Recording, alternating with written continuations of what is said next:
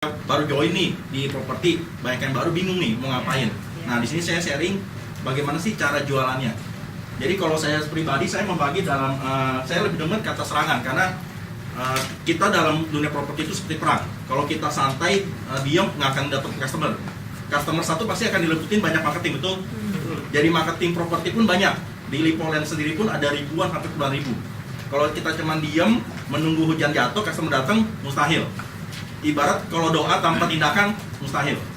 Jadi saya mau ajarkan, mau sharing, lebih banyak sharing. Ada dua tipe serangan, serangan darat dan udara. Mungkin kalau orang udah lama di dunia properti, yang udah kenal saya mungkin tahu dua serangan ini.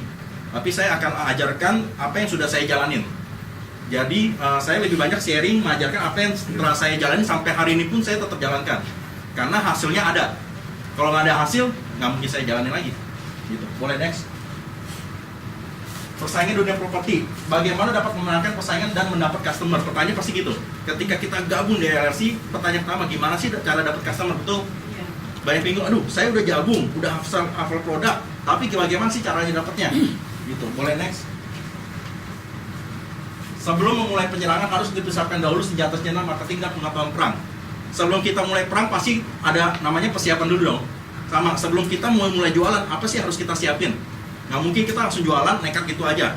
Mungkin kalau ada pameran, nggak mungkin kita langsung, wah Pak Rudi info besok pameran, kita langsung datang. Kita mesti ada persiapan. Persiapannya apa aja sih? Pertama, kita mesti ngerti produk knowledge, itu paling penting. Kayak tadi Santi jelaskan itu San Diego. Kita gimana bisa jual San Diego kalau kita nggak ngerti? Gitu. Mungkin nggak ketika ada customer nanya, Pak Heri, San Diego ini lokasinya di mana? Kita diem. Bagus Pak, produknya bagus. Ini dijual harga Bapak duit, oh pakonya bagus Pak, Bapak beli Pak, percaya saya. Tapi kita nggak ngerti produk, bisa nggak jualan? Kita jualan sebagai marketing apapun pasti mesti ngerti produk, betul? Kita jadi sales panci, sales sepatu mesti ngerti produk. Tapi kalau kita bayangin, kalau kita ketemu sales nih, kita customer, ketemu sales yang nggak ngerti produk, kita beli sama dia nggak? Pasti ya, kita akan ke marketing yang lain, betul? Sama. Anggap diri kita customer, kita demen ketemu sales yang seperti apa? Yang jelasin produknya dengan baik, dia hafal produk, dia pesan jelasannya bagus, dia kasih servis lebih, betul? Karena marketing itu banyak. Apalagi sekarang udah dunia digital. Kita kalau di telepon aja nih, karena sekarang lebih ekstrim, kita di telepon kita nggak angkat, dia ke telepon nomor yang lain. Faktanya seperti itu. Makanya saya pribadi, handphone pun pasti standby. Saya nggak nyala 24 jam, kadang pun saya dibangun tidur, sampai malam pun bangun karena telepon. Karena bagi saya telepon malam-malam itu kemungkinan besar kalau nggak kejadian musibah pasti customer. Customer kadang WhatsApp pun malam-malam. Saya sering sekali dia udah per WhatsApp jam 12 jam 1 malam. Karena bos itu punya waktu untuk searching itu malam hari. Gitu. Mana yang lebih enak itu customer kalau nanya malam-malam. Karena dia udah konsen, emang udah serius untuk tanya, nggak akan ada gangguan telepon. Kalau kita ketemu customer pada siang hari, dia nanya-nanya dia ada meeting, ada telepon, dia buyar. Gitu. Jadi kejar malam-malam. Apa sih yang produk apa sih yang mesti kita tahu? Karena produk LLC itu banyak. Info-info umum kita penting. Contohnya, San Diego Hills di mana Pak Heri? Karawang. Emery Park di Karawaci. Kita tahu dulu info-info umum. Minimal pertama lokasi. Kedua, kisaran harga. Jangan sampai orang yang budgetnya 3M ke atas kita tawarin yang murah, sayang sekali.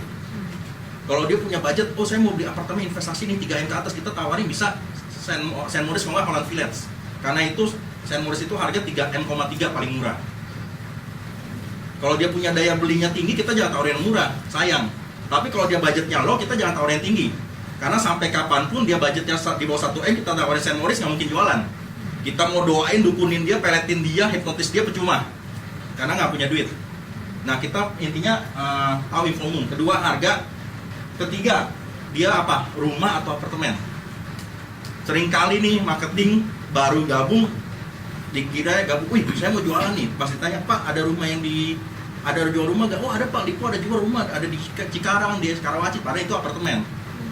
Fatal sekali. Gitu. Jadi kita mesti tahu 3 info umum deh. Sisanya itu nanti kita tinggal atur waktu, kalau nggak kirim slide. Kalau saya pribadi sering bilang, Pak ada email nggak? Tadi lagi perjalanan ada yang nanya tentang, dia nanya apa sih properti yang hot. Saya tanya-tanya budget, akhirnya ya saya ada kasih info ini rumah yang di sini. Cuma saya belum email lagi. Dia nanya space lebih lengkap, saya nggak begitu hafal, minimal saya kasih tahu garis besarnya.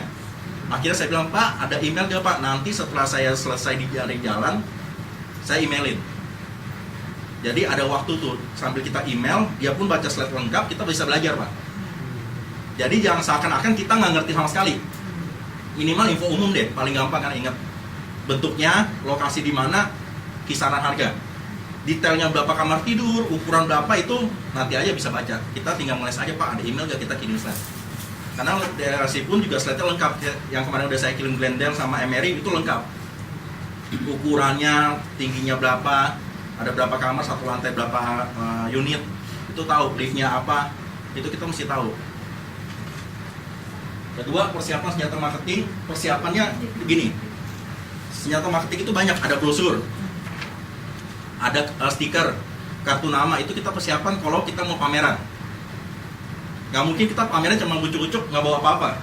Pasti butuh brosur, dan brosur pun juga kita butuh stiker nama kita. Supaya ketika kita bagi brosur, ada yang ditelepon. Jangan sampai kita bagi brosur, dia mau lihat, wih nggak ada nomor telepon lagi. Sama aja kita nyumbang ke orang dalam kan, gitu. Terus persiapan mental dan komunikasi. Nah, yang 3 ini kita mesti latih. Bisa latih di luar, gimana cara presentasi. Nah, rencana juga saya sama Pak Ruby pengen latih teman-teman untuk cara presentasinya gimana sesuai dengan area spesialis masing-masing. Makanya kemarin sebelumnya saya udah bagi, yang mau fokus St. Moritz mana, mau Holland Villas mana, mau Glendale di mana, dibagi. Kalau Pak Heri, Pak Huji saya tahu itu San Diego fokusnya. Jadi mereka wajib hafal tentang San Diego. Gitu. Jadi emang kita ada spesialisnya supaya apa? Supaya kita ibarat dokter itu dokter spesialis yang lebih mahal. Jadi ketika ketemu customer kita udah ngerti benar-benar sampai merem pun udah bisa jelasin. Itu hari ini saya sengaja latih si Santi untuk presentasi San Diego. Gitu karena dia udah bawa customer juga. Kemarin udah ketemu customer lagi lobby sih mau diet kalau transaksi akan ini. Jadi satu-satu akan dibelajar yang mau aja, yang nggak mau juga masalah karena di sini nggak ada unsur paksaan. Yang mau silahkan, tapi yang mau pasti akan bisa jelasin lebih baik karena customer kita jual barang-barang mahal itu pasti customer mau penjelasan yang detail. Kita bukan jual barang yang iya Pak bagus ambil aja Pak ambil. Dia mau jelasin, dia mau keluarin duit 5M 2M 3M pasti keluarin apa ini yang dia untungnya apa gitu. Serangan darat. Oke, next.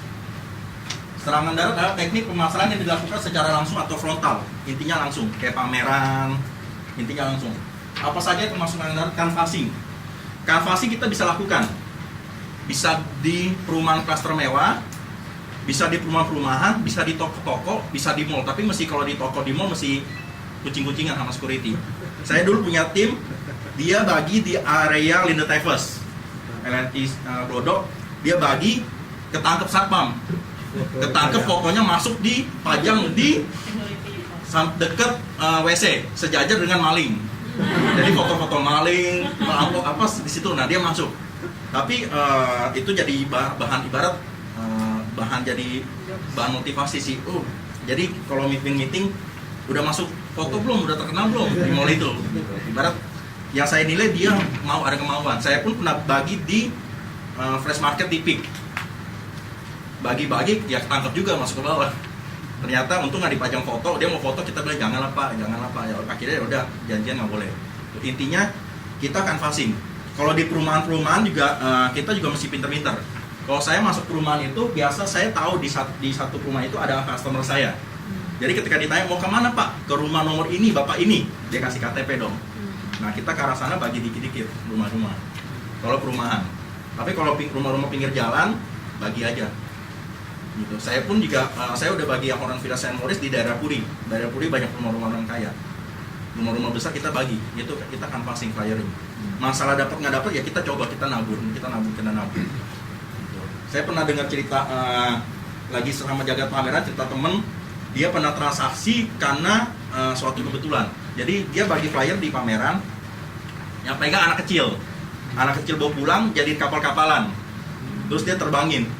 Akhirnya masuk ke rumah orang, dia lagi masuk ke meja makan rumah orang, dia lagi duduk situ, dia buka, orang yang buka lihat nih brosur, pas kebetulan dia lagi cari, langsung dia telepon. Jadi teman saya nanya, Pak, Bapak tahu informasi dari mana? Nggak tahu nih ada anak kecil main kapal-kapalan jatuh ke rumah saya. Gitu. Itu artinya apa? Artinya flyer yang kita bagikan nggak ada yang sia-sia. Segala usaha kita nggak ada yang sia-sia. Intinya kita coba. Browsing sama invitation ini karena kita ada namanya customer gathering, Atau ibarat kita bisa ngundang customer ke satu acara yang ibarat makan-makan, kita undang. Kita cukup undang datang, customer yang jelasin nanti developer. Gitu. Sama kayak kita di Lipo itu, kita, Pak, Bapak masuk PPD, Pak. Kita masuk priority pass namanya. Kalau America sama Glendale itu masih dalam sistem PP. Kalau developer lain namanya NUP, nomor urut pembelian. Jadi yang dapat PP ini akan diundang ke acara launchingnya Lipo. Ketika di launchingnya Lipo, nanti dipanggil satu ruangan. Di ruangan itu akan ada 3 atau 4 staff Lipo yang jelasin. Tugas kita cuman duduk nemenin berdoa doang. Nanti tiap dari staffnya Lipo yang jelasin semua sampai pemilihan unit. Gitu. Jadi misi sekarang ya kita tugasnya ya America sama Glendale kumpulin PPD. Gitu. Kalau di Glendale itu kan PP itu 10 juta per unit, MRI 15 juta per unit. Dia masalah jadi nggak jadi, cocok harga atau enggak, uang kembali 100%. Jadi nggak ada resiko. Gitu. Sebaik-baiknya kita kumpulin. Saya yakin ketika dia udah masuk, nanti dipresentasiin pihak Lipo, dia akan tertarik.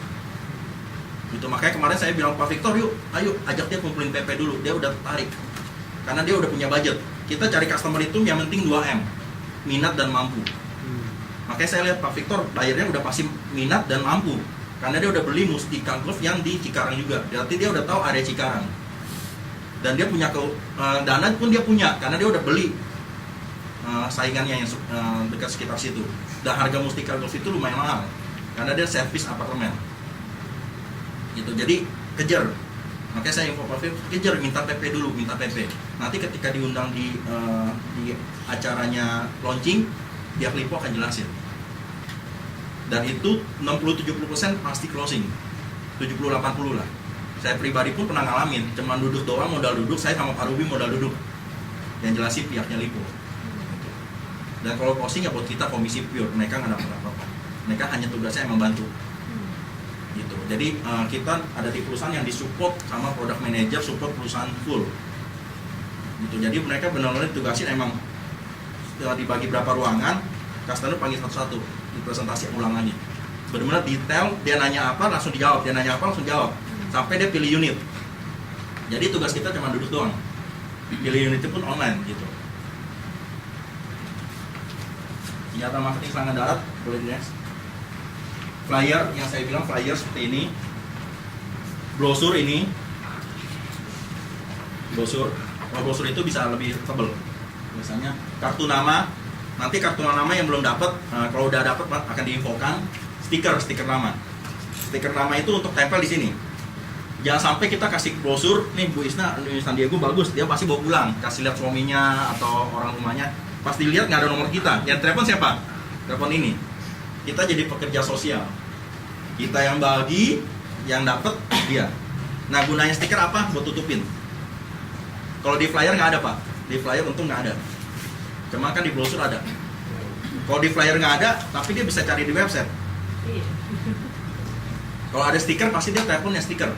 Karena customer itu punya tipe, dia kalau udah dilayanin satu orang ya udah dia nggak enak. Asal kita layaninnya bagus. Kecuali kita layanin yang nggak ngerti, mau nggak mau pindah.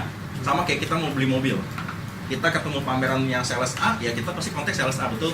Kecuali kita punya teman saudara yang juga sales mobil. Tapi kalau sales A nya sombong, nggak mau jelasin, dihubungin susah, kita pasti cari yang lain, betul. Gitu sama. Kita pun juga sebagai properti marketing sama. Mulai next. Serangan udara. Serangan udara adalah teknik pemasaran yang dilakukan tidak secara langsung atau non frontal. Nah, ini sekarang lagi zamannya populer ini serangan udara.